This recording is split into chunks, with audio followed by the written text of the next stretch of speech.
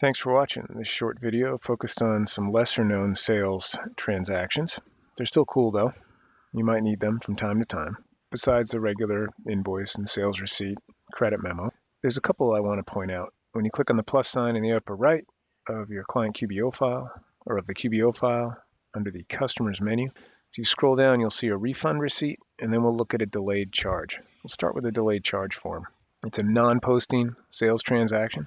You can invoice against it, even set up the automated invoicing and settings to pull from these, or a recurring invoice could also pick up a delayed charge. It's for when you do provide services to a particular customer, but you're not really going to invoice until later on, and you don't really want to incur the AR at this point. So I have this framing labor for 550. And we'll say it was actually 12 hours, 660. Fill out your lines and everything, even set up a location and a class if you want, a description and a memo. All that will feed over to the invoice. And you'll notice I can even attach documents to the delayed charge. I'm going to go ahead and click Save and Close.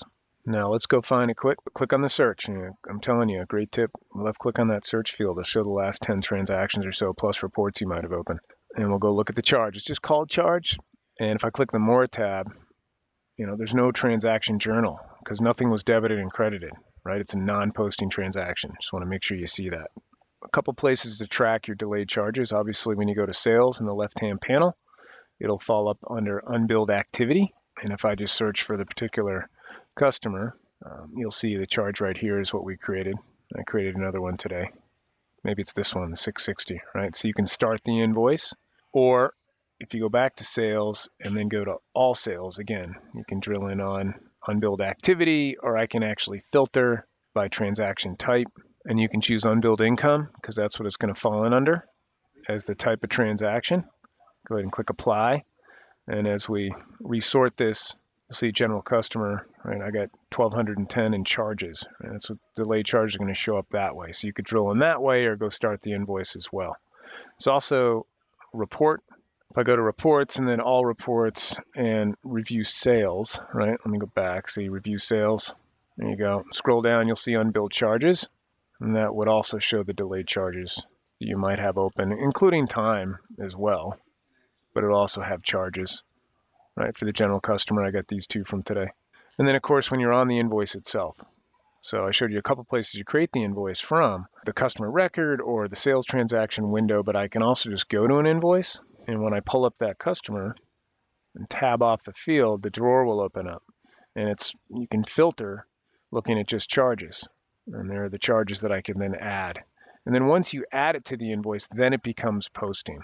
Quick side note, this automation setting, if you check off the box to automatically invoice unbilled activity, it's going to pick up the delayed charge as well. And so would a recurring invoice, right? Gear icon lists recurring transactions. And some people, I guess you can use it as a sales order, though technically it's not, and it's not really going to allow you to track current availability of any product you might have or availability to promise.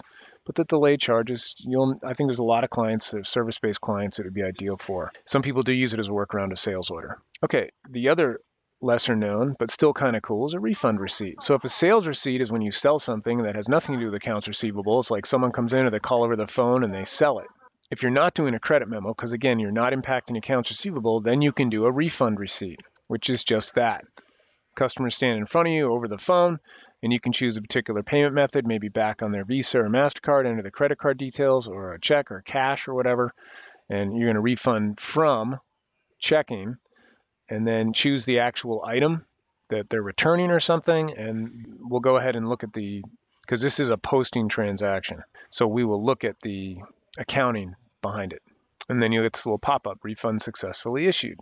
Cash drawer opens. Of course, I don't have a cash drawer hooked up to this, right? You need some kind of point of sale system to go along with that. But you can imagine that as you're giving a refund receipt.